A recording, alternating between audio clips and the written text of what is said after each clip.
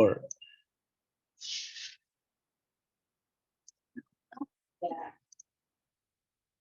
Oke, kita bahas satu chapter, yaitu chapter 15 tentang sistem dan user security. Ya. Jadi di dalam manajemen ataupun di dalam sistem operasi tentunya akan ada konfigurasi mengenai sistem dan user security di dalamnya. Jadi tentunya di dalam sistem operasi, kalau di Linux itu user account biasanya didesain untuk menyediakan keamanan. Jadi dengan adanya user account di dalam sistem operasi, kita akan mendapatkan security di dalam penggunaan sistem operasinya, terutama pada server nantinya. Nah, kalau kalian menggunakan misalnya Android, kemudian kalian menggunakan iOS atau macOS, nah tentunya kalian akan disediakan user account yang punya security yang sesuai dengan sistem operasinya. Kalau Android akan berbeda, account-nya di Linux berbeda lagi. Windows pun juga sebenarnya ada user account-nya juga. Ya, kalau kalian mau membatasi pengguna lain untuk menggunakan sistem operasi tersebut, untuk misalnya kalian menjadi administratornya, kemudian orang lain kalau mau masuk ke sistem kalian ya bisa masuk tanpa password, tapi tidak bisa melakukan instalasi, tidak bisa membuka sistem, kemudian pengaturan ya tidak bisa mengubah-ubah pengaturan lainnya, atau jaringannya tidak bisa diubah gitu ya. Nah itu kalian bisa atur juga di Windows juga. Nah, di Linux pun juga seperti itu. Ya.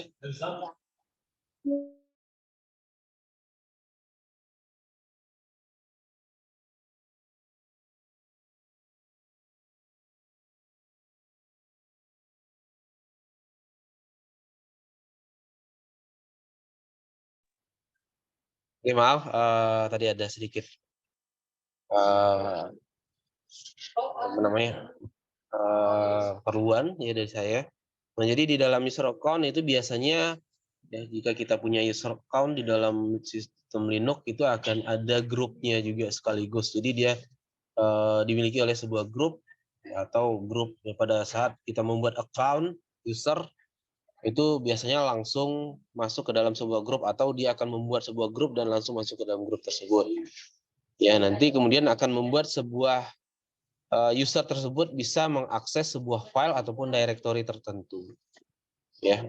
Jadi setiap user itu setidaknya akan memiliki satu grup di dalamnya untuk membuat user itu dapat dengan mudah melakukan share data yang ada di dalam sistem tersebut. Ya, jadi kalau dia ada di dalam satu grup yang sama, dia akan dapat mengakses satu data yang sudah dibuat permission-nya itu dapat diakses oleh grup tersebut. Dan nanti untuk melihat di mana user itu ada, nah di sini ada tentang administratif account. Ya, jadi kalau kita ingin masuk ke dalam sebuah administratif account di dalam sistem operasi Linux, nanti akan ada komen tertentu. Ya, tapi there are many different way to execute a command that require administrative or root privilege ya. Kalau kita ingin masuk ke dalam sebuah administrator itu biasanya kita harus memasukkan password gitu biasanya kalau di Linux. Nah, tapi ini akan sangat berbahaya kalau kita masuk ke dalamnya, kemudian kita lupa untuk log out dari akun tersebut. Nah, biasanya kalau di Ubuntu itu kita nggak bisa langsung masuk ke dalam akun root-nya. Ya, biasanya kita bisa masuk tapi sebagai akun yang disediakan untuk akun root tersebut. Ya, dia punya apa namanya? Punya kita biasanya pakai sysadmin ya, sysadmin itulah yang menjadi root-nya gitu. Tapi bukan kita masuk ke dalam root, kecuali kalau di virtual lab yang kita gunakan di sini ya kita bisa masuk ke dalam root juga. yaitu dengan perintah yang namanya su di sini ya, su. Nah, nanti kalau kita mau menjalankan sebuah komen, tapi komennya itu adalah administratif komen, ya kita harus menggunakan namanya sudo nanti namanya di sini. Ya, jadi kita harus hati-hati untuk menggunakan komen ini ya. Apalagi kalau misalnya delete file misalnya, atau kita lupa untuk logout, ternyata ada user lain yang memang sedang memantau penggunaan kita, kemudian dia masuk ke dalam sistem kita tanpa kita ketahui, ya itu akan sangat berbahaya nantinya. Nah, untuk berpindah user, nah kalau di GUI kita bisa mudah dari sini nih. Kalau dari GUI kita biasanya ada switch user biasanya. Jadi kita log out dulu, kemudian kita login ke user yang lain, atau yang namanya switch user. Tapi di terminal ya, kalau biasanya kita pakai terminal ya, biar nggak ada perpindahan dari tampilan GUI-nya, ya kita gunakan terminal saja. Kita bisa pakai su, tapi di Ubuntu mungkin akan nggak bisa nih. Coba saya coba, akan gagal. Nah, karena di dalam Ubuntu biasanya tidak bisa menggunakan akun root-nya, ya, akun root-nya langsung. Nah, mungkin yang bisa dilakukan adalah sudo su. Ya, kalau di Ubuntu. Nah, kita sebenarnya tidak menggunakan, kita menggunakan akunnya tetap akun saya, tapi dengan privilege-nya administrator gitu. Ya, privilege administrator, tapi tetap ada batasan yang tidak bisa saya gunakan. Tapi kalau di sistem yang ada di sini, yang ada di dalam ini, kita bisa menggunakan akun root-nya langsung ya. Kita bisa menggunakan akun root-nya langsung. Saya coba su min atau su saja juga nggak masalah. Netlab 123. Nah, ini saya bisa langsung ya, tapi dia di sini ada tanda home-nya. Tapi kalau di tempat saya, dia tetap menggunakan home-nya Wavyarsa gitu ya. Jadi akan berbeda nantinya. Nah, untuk berpindah user tersebut, kalian bisa menggunakan ketiga komen ini, nanti hasilnya akan sama. Ya, ada sumin atau sumin l, sumin min login, atau sumin root ya, usernya. Ya, ini kalau kita ingin menuju ke user tertentu. Ini karena kita mau ke user root, jadi kita akan masuk ke dalam root. Tapi nanti kalau ada user yang lain, ya bisa ganti jadi user yang lain gitu. Enter. Nanti kita akan masuk, kita akan lihat di samping kiri ini ada root-nya. Kita ada user root-nya di sistem mana, kemudian di sini ada home folder-nya. Tuh. Ya. Kemudian kita juga bisa ngelihat sini ID ya, berarti saya menggunakan, kita mau ngelihat informasi dari sebuah user itu menggunakan UID-nya berapa. Ya, biasanya kalau user pertama yang menggunakan, yang diinstal di sistem ini adalah 1000 biasanya, dan otomatis menggunakan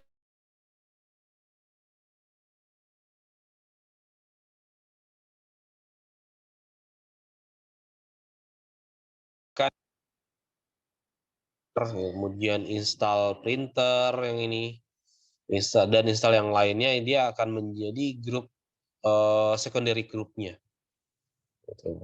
Kalau saya masuk ke sudo su, coba kalau di sini ID. Nah, baru kita lihat di sini saya pakai ID, UID-nya jadi 0. Kalau root itu memang UID-nya 0 dan GID-nya juga 0. Ya. Di sini GID-nya 0 juga. Nah, kita lihat lagi di halaman berikutnya. Nah, untuk menjalankan privilege comment atau komen yang memang menggunakan privilege root, ya biasanya kalau kalian mau, saya exit dulu dari sini ya. Nah, kita sedang tidak berada di dalam root, ya, sedang tidak ada berada di dalam root. Nah, tapi kita ingin menjalankan perintah yang menggunakan privilege-nya root. Nah, misalnya saya ingin apa ya? Saya ingin mau head etc shadow. Nah, ini nggak akan bisa karena dia akan menyebutkan di sini permission deny. Karena file shadow ini adalah file password dari sistem saya, ya. Nah, itu harus menggunakan privilege command, ya, executing privilege command dengan sudo di belakangnya. Kemudian nanti dia akan meminta password, gitu. Jadi misalnya seperti ini, kita tambahin head.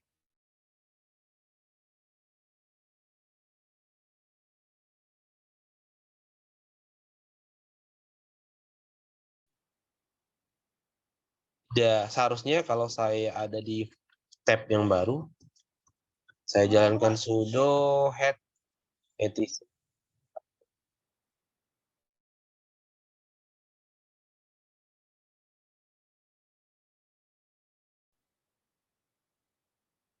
Privilege administrator ini dia akan meminta password dulu, tapi nanti untuk perintah berikutnya misalnya sudo head ini etc shadow atau tail saja lah ya. Nah, ini nggak minta password lagi dia. Ya, karena udah akan ada sessionnya yang diberikan ya beberapa menit kalau kita menggunakan sudo ini. Jadi setelah beberapa menit baru nanti dia akan minta lagi passwordnya. Untuk ya ini sama seperti yang saya lakukan tadi ya. Misalnya kalau kalian mau menghapus, misalnya saya buat di sini cd etc ya, saya buat sebuah file sudo touch test file. Nah, di dalamnya ada file dengan nama test file. Kalau kita mau menghapus, kalau saya rm saja misalnya ya, cd etc saya rm masuk dulu sudah ya, rm test file. Nah, remove permission deny. Tapi kalau saya masuk pakai sudo, kemudian saya rm test file, yaitu masukkan password, lalu dia akan menghapus. Jadi itu untuk security-nya, keamanannya. Karena di dalam etc ini adalah file-file konfigurasi yang penting, yang jika dihapus itu bisa merusak sistem yang ada di dalam sistem operasi yang kita miliki. Makanya dia membutuhkan administrative privilege untuk menjalankan komen di dalam folder tersebut. Ya, sebenarnya ada lagi komen-komen yang lain yang dapat, ya bukan hanya di dalam ini saja ya, tapi bisa di folder lain atau dengan perintah lain, itu bisa juga ada membutuhkan privilege command. Jadi kalau dia misalnya ada errornya seperti ini kan error ya, cannot remove, kemudian ada permission denied salah satunya, itu harus menggunakan sudo nantinya. Dan nanti juga ada misalnya kita ingin menambahkan user, itu biasanya harus pakai sudo, misalnya user add test. Nah, permission denied ya, jadi harus menggunakan sudo nantinya ya. Kemudian berikutnya user account. Nah, user account ya ini yang akan kita buat di chapter 16. Ini adalah user account, dan user account ini kalian perlu mengetahui sebenarnya di dalam sistem operasi ini akan disimpan di dalam etc password. Semua user account yang kita buat ataupun yang telah dibuat otomatis oleh sistem akan tersimpan di etc password. Gitu. Jadi sebenarnya di dalam ini etc ini ya banyak ya, account data dari user ataupun grup pun juga ada nanti. Nah, yang salah satunya adalah user account. User account-nya kita bisa lihat di sini, misalnya di saya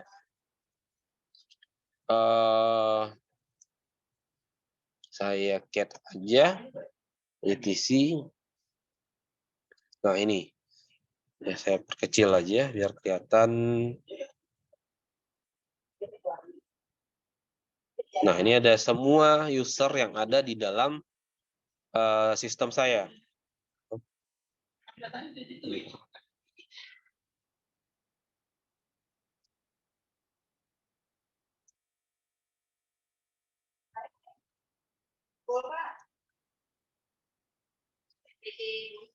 Ya, biasanya ini user yang telah digunakan di sistem saya.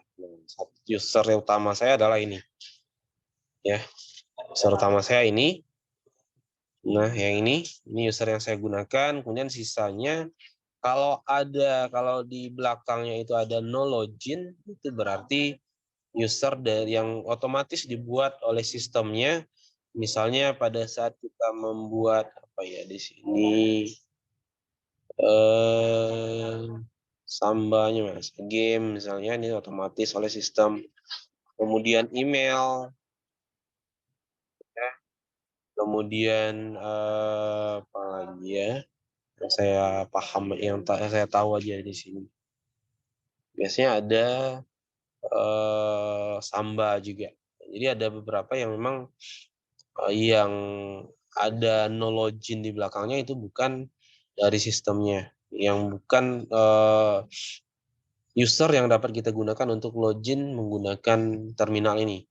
Nah, kalau root tadi kan kita bisa login di sini. Tapi kalau ini misalnya Pulse, ini Wifi Arsa, kemudian Debian, ini nggak akan bisa kita login ke terminal ini. Karena dia memang sistem ataupun admin account yang dibuat pada saat ya, dia dibutuhkan oleh aplikasi misalnya, atau dibutuhkan oleh service tertentu misalnya. Gitu. Jadi di sini ada artinya ya. Yang pertama ini adalah nama usernya, kemudian ini password placeholdernya, ya X ini kalau dia menyebutkan di sini X berarti passwordnya itu ada di /etc shadow tadi. Shadow ini namanya. Nanti kalau dia menyebutkan di sini X berarti passwordnya itu terletak di sini.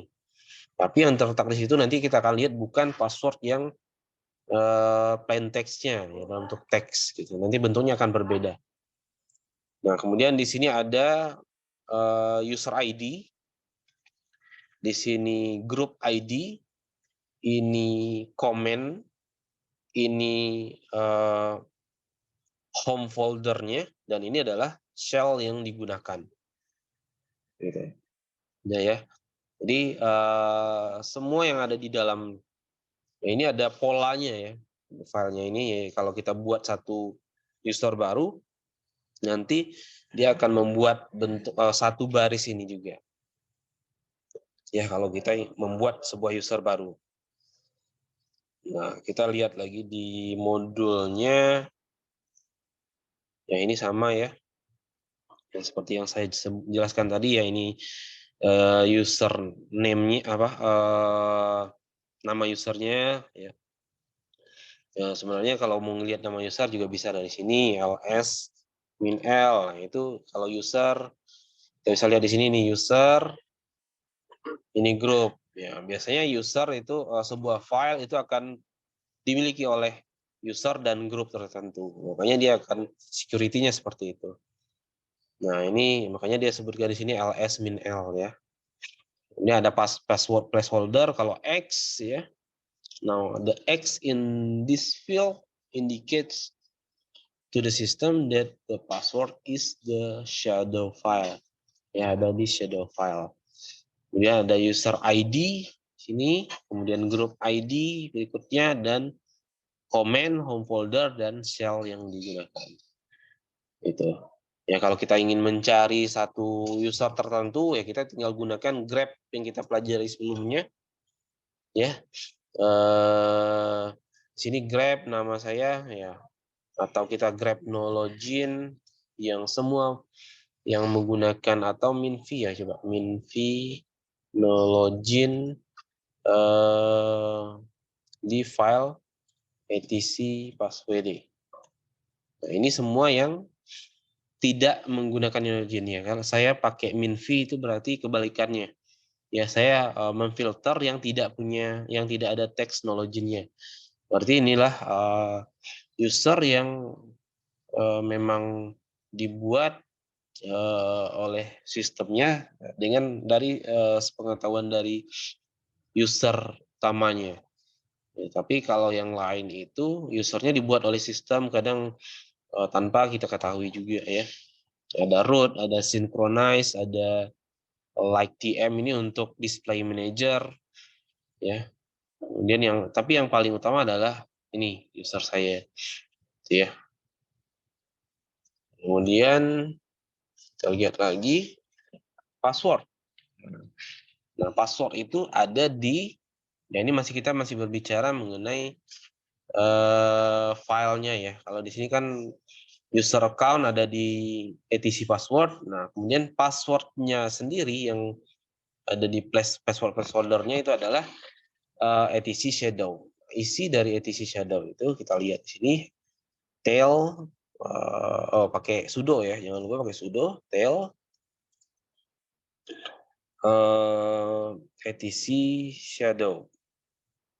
Nah, ini yang ada passwordnya itu hanya user saya aja. Jadi semua yang ada di dalam password tadi belum tentu ada di sini karena memang yang ada itu ya paling-paling yang memang membutuhkan password placeholder.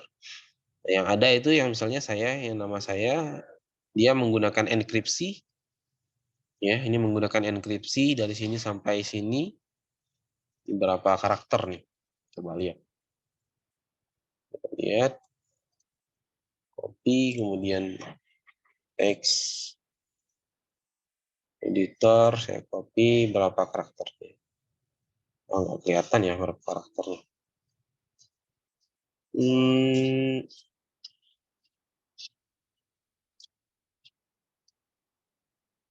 Atau saya cari aja di sini untuk karakter count. Semuanya online ini ya. Ya, berapa karakter nih? 106. Nggak aneh nih, 106 atau berapa? Dari sini sampai ya ada 106 karakter. Ya, padahal saya menggunakan password saya itu adalah 4 karakter. Ya, hanya 4 karakter untuk password dari sistem saya. Jadi bisa kalian bayangkan ya, dia menggunakan enkripsi. Pada saat kita walaupun kita menggunakan passwordnya hanya 4 karakter, tapi dia akan menyimpan sesuai dengan panjang dari algoritma yang dihasilkannya, ya sesuai dengan apa yang dihasilkan dari proses enkripsinya seperti ini. Jadi kita tidak akan bisa ngelihat, siapapun nggak akan bisa ngelihat, termasuk admin dari servernya. Misalnya ini adalah sebuah server, kemudian ada password dari user-usernya yang lain, semuanya kan masuk ke dalam ini biasanya. Nah, adminnya tidak akan bisa melihat dengan mudah.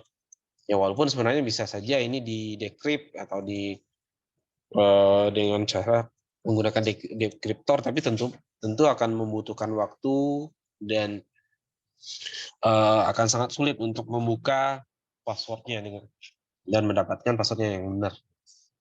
Ya, jadi semuanya tersimpan dengan aman di dalam sistem dengan menggunakan penyimpanan password yang seperti ini. Gitu. Kemudian ya ini penjelasannya saja dari file TC Shadow-nya. Pertama itu username, kemudian kalau ada bintang itu kalau ada setelahnya itu dia adalah passwordnya. Ya, tapi dijelaskan di sini ya, password field contain the encrypt password for the account. Ya, jadi this very long string is one way encryption. Jadi hanya one way encryption. Jadi pada saat kita misalnya saya login, saya masukkan password yang saya masukkan tersebut akan dienkripsi juga. Hasilnya akan disamakan nih dengan hasil yang ini. Itu akan disamakan dengan hasil yang ini. Nah, kalau dia sama hasilnya ya baru saya diperbolehkan untuk masuk ke dalam ini. Jadi jangan sampai kalian mengubah file shadow ini, misalnya kalian punya sistem Linux, kemudian kalian ubah password ataupun file shadow-nya ini yang ini walaupun dia kalian ganti saja satu huruf, kalian nggak akan bisa login lagi dengan password yang kalian gunakan sebelumnya. Gitu. Karena ini hasil enkripsinya memang harus sama persis dengan apa yang hasil enkripsi yang kalian masukkan pada saat login juga. Jangan sampai kalian ini yang harus diganti. Makanya untuk mengakses ini diperlukan administrative privilege tadi. Itu. Nah, ini password. Kemudian ya kalau regular user ya, namanya regular user tadi ya, have encrypt password in the field ya, system account have asterisk character in this field. Karena dia memang passwordnya itu hanya digunakan misalnya password untuk share folder yang menggunakan hanya nama aplikasinya di sini adalah Samba.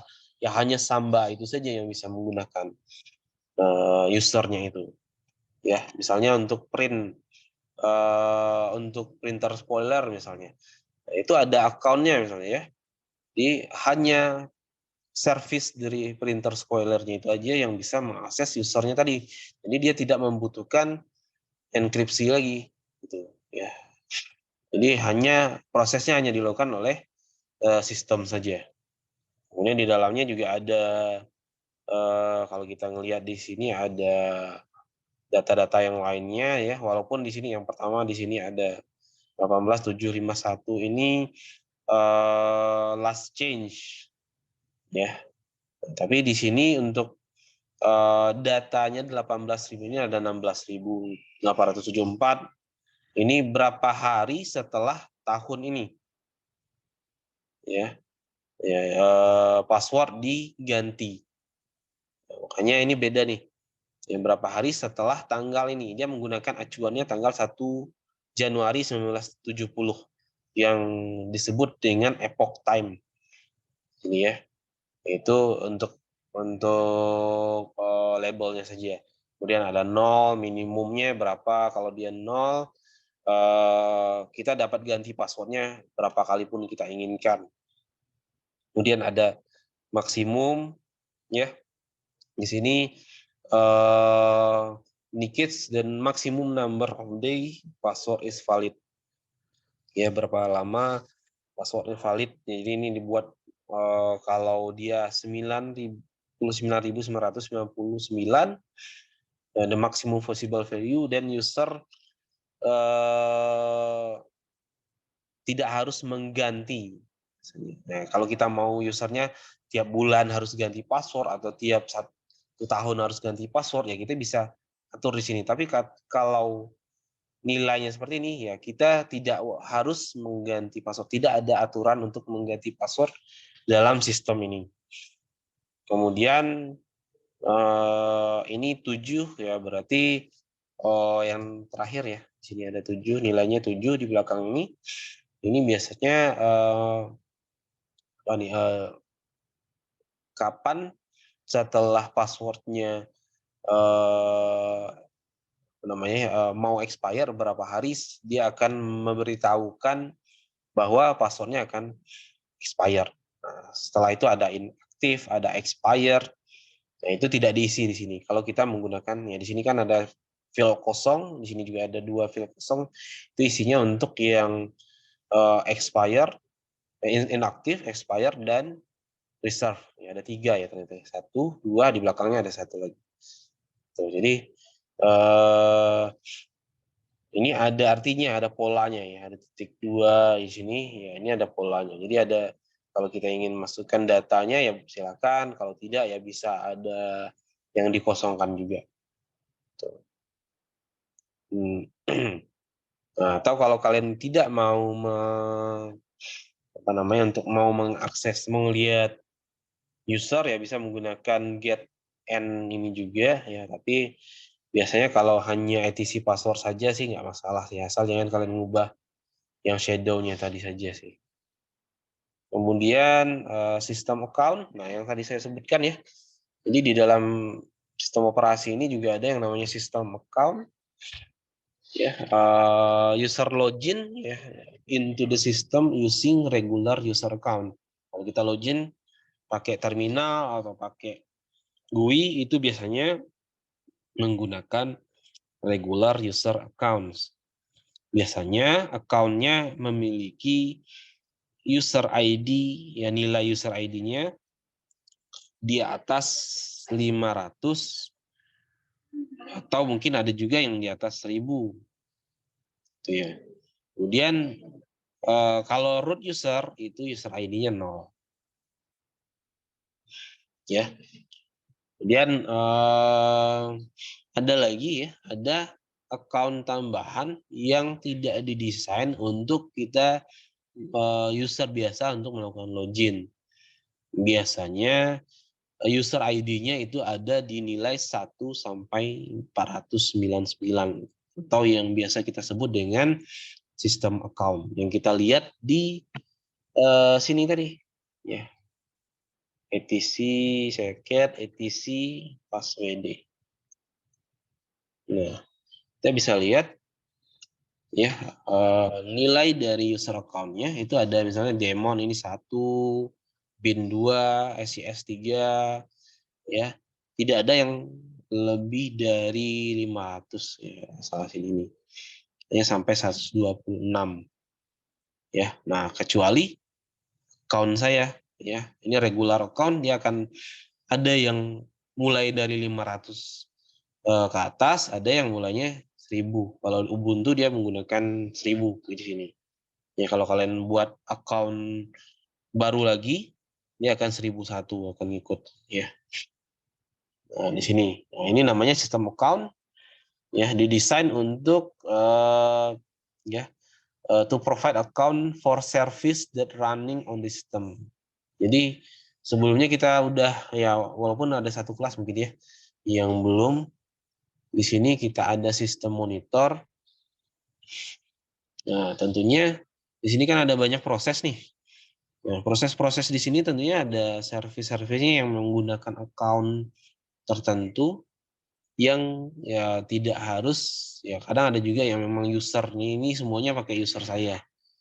Ya, kalau di sini. Tapi kalau yang sistem dia tidak menggunakan user saya. Kalau yang aplikasi-aplikasi biasa ya dia menggunakan user saya, tapi ada juga yang sistem di bawahnya yang tidak bisa kita lihat dia menggunakan user apa menjalankan programnya.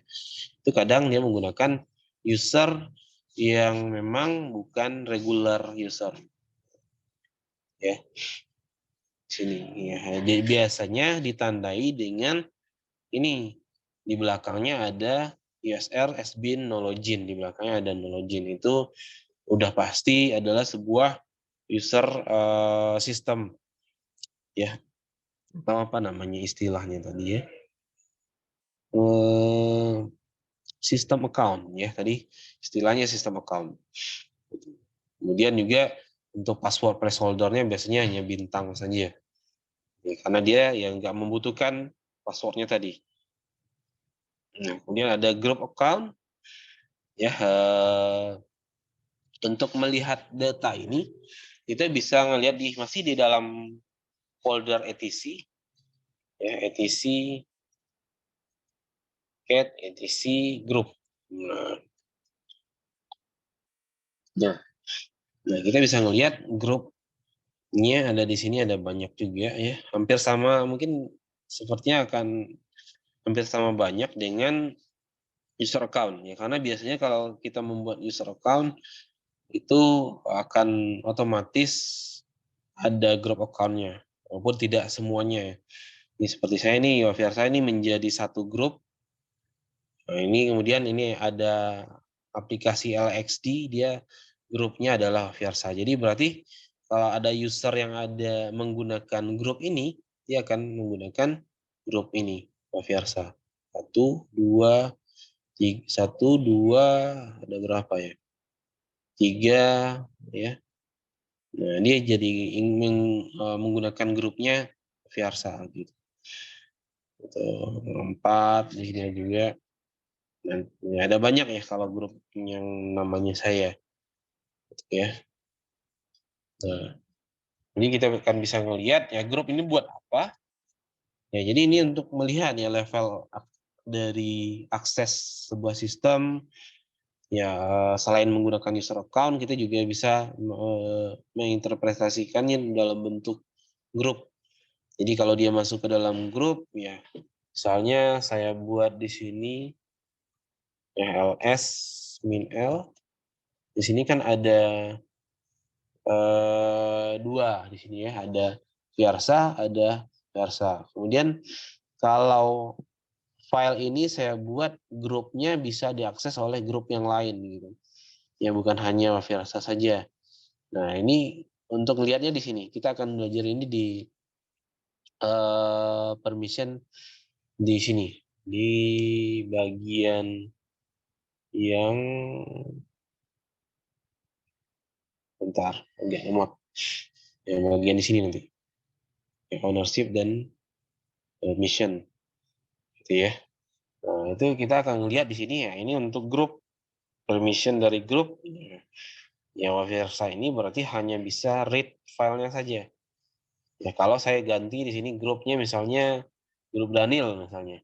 Nah, grup Daniel itu hanya bisa read saja, tapi untuk usernya bisa read dan write. Nanti akan terlihat pada saat artikum yang ownership and permission. Nah, ini ya ini masih sama aja sih yang grup. Ya kita akan bisa lihat di etc group saja. Untuk penjelasannya ya kalau di grup tadi ada nama grupnya.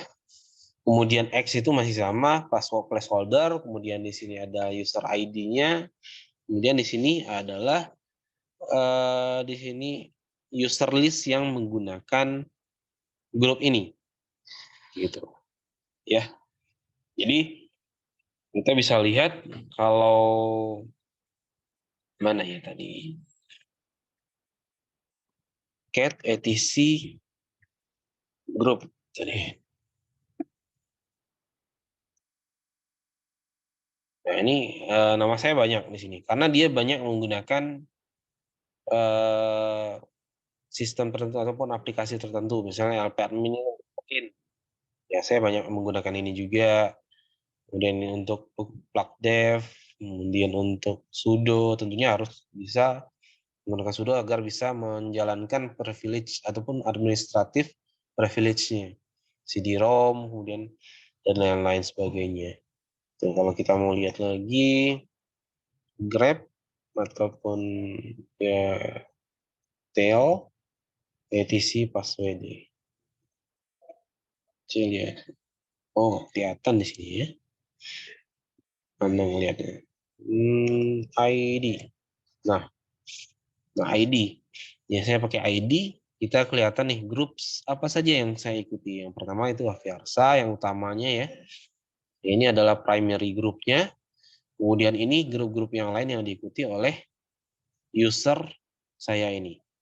Gitu. Kalau nah, jadi kita bisa menambahkan nanti sebuah user itu bisa pastinya punya primary group dan bisa lebih dari satu supplementary group namanya. Ya. Kemudian view user information. Nah, ini yang saya lakukan barusan. Kita bisa melihat user ID-nya, grup ID-nya, kemudian groups ataupun ya.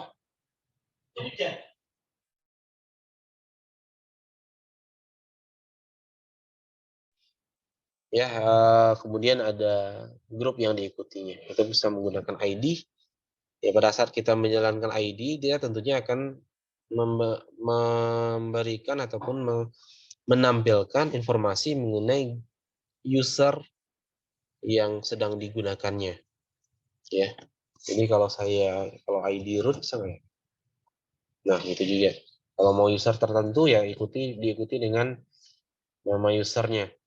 Ya, kalau root ini aja dia tidak mengikuti grup yang lain. Biasanya yang lain sih user lain yang menggunakan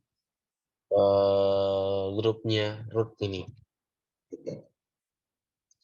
Itu aja sih ya. Ini kemudian ada ID min G ya kalau mau menampilkan salah satu informasinya ya bisa juga tinggal gunakan optionnya ganti aja -g untuk grupnya ya, atau di sini oh ya ini untuk grup utamanya ya, primary group pakai G kecil, untuk supplementary group ya gunakan G besar, kemudian juga bisa menggunakan grep ini ya, sama sih sama seperti yang tadi. Kalau mau pakai grep ini juga bisa ya, grep etc group grep nama saya ya biar. Nah, ini bisa kita lihat nih sama dengan info yang tadi ID yang saya ikuti ya, grup yang diikuti oleh Wafiarsa ini adalah ADM, bisa kita lihat di sini, kemudian CD-ROM, sudo, dip, plugdev, lpadmin, lxd, dan samba share. Ya ini suplemen, ini primary groupnya ada di awal. Ya ini sama aja, tapi dengan cara cepatnya ya seperti ini, ID saja langsung. Ya. Kemudian 15.7 ya ini hanya untuk melihat current user yang sedang berjalan. Nah, ini paling cuma satu sih ya. Ya. Karena emang hanya satu user yang sedang berjalan, kecuali nanti kita sistem operasinya digunakan oleh banyak user ya, seperti sistem operasi yang digunakan untuk server ya, ataupun web server itu biasanya diakses oleh banyak orang. Karena website itu kan biasanya diakses oleh banyak orang. Nah, kita bisa ngelihat nih siapa aja yang sedang mengakses server tersebut, dengan cara dia apa dia mengakses, ya kemudian kapan dia mengakses, ya kemudian waktunya itu pada saat mengakses itu kita bisa ngeliat nih, kalau dia 1 menit bisa 100 kali akses itu kan akan berbahaya, akan anomali datanya ya, tidak wajar jadinya datanya kalau ada proses seperti itu. Jadi ini kita bisa ngelihat juga yang existing ataupun current user yang sedang jalan. Kalau di sini kita juga nggak bisa ngelihat, ini paling satu aja. Nah ini juga satu aja. Ya, username-nya, kemudian ini terminal yang digunakan, ya ini tanggalnya berapa, kapan dia login, dan host yang digunakan apa. Kalau yang kita dapatkan seperti ini ya dia login menggunakan GUI, ya local graphical user interface-nya. Bisa juga seperti ini ya. Kalau mau melihat run levelnya atau sistem bootnya. Ya, kemudian kalau mau yang lebih lengkap pakai W saja, itu lebih lengkap tampilannya, ada loginnya jam berapa, idle-nya berapa lama. Ya karena saya sempat bikin sistemnya ini idle juga tadi selama 52 menit. Kemudian ini saya kurang paham nih apa isinya. Coba ada nggak penjelasan?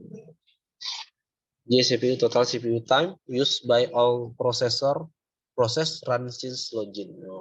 Total CPU time 0,36 jam ya. Kemudian di CPU ini total CPU time for current user. Ya, dan ini untuk sesinya sedang menggunakan apa? Karena saya menggunakan tampilan GUI, jadi dia akan menampilkan seperti ini. Karena di sini saya tidak ada tampilan GUI-nya. Process that the user is rendering.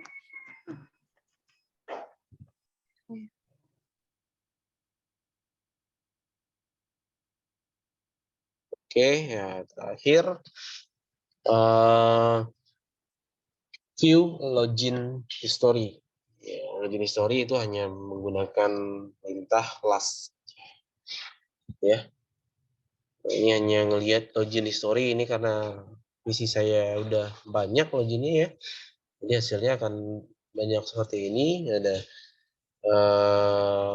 bentar saya mau kecil, ada reboot, Ya, ada restart, ya sistem bootnya, dia menggunakan apa, kemudian kapan terakhirnya. Gitu. Ya, ini last, kemudian kita bisa juga tail, yang terakhir aja, ngapain banyak-banyak ya. Kita bisa ngelihat di sini hari Kamis, ya ini laptopnya emang kok tanggalnya ini ya, atau yang paling atas dulu dia. Coba kita lihat. Oh iya, yang paling atas dulu berarti head. Ya, head. Berarti saya kasih head. Terakhir dia login itu tadi ya pada saat jam 13.25 sebelum kita kuliah tadi dia login. Ya. Kemudian pagi tadi juga sempat mati ini. Ada crash malah. Nggak tahu nih, ini kayaknya bukan crash tapi baterainya memang habis. Jadi ya, betul. Kita bisa melihat kelas loginnya kapan ya dengan perintah last ini. Ya, jadi untuk yang ini kayaknya nggak terlalu memusingkan ya untuk modul yang ini. Kalian hanya menjalankan, yang penting kalian tahu ya untuk menjalankan perintah. Kalian bisa menggunakan beberapa user di dalamnya untuk mengamankan sistem kalian.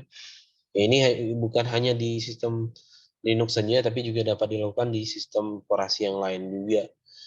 Ya, kemudian juga bisa switching user ya jika dibutuhkan, ya jika ada perbedaan user yang ada. Kemudian dapat melakukan ataupun mengeksekusi perintah ataupun komen dengan privilege command. Misalnya menghapus data yang ada di etc shadow yang di dalam etc ini kan nggak boleh dihapus. Tapi kalau kalian mau menghapus datanya ya kalau memang harus dihapuskan ya kalian harus tambahkan perintah sudo di belakangnya, kemudian mengisikan passwordnya nanti. Gitu. Ya, kemudian ya sisanya untuk mengisi ya penjelasan mengenai petisi password, kemudian shadow. Nah, sisanya ada 2 modul lagi. Itu kita akan bahas nanti malam ya. 2 modul 16 dan 17. Nah, ini modul materi hari ini sudah saya rekam juga. Jadi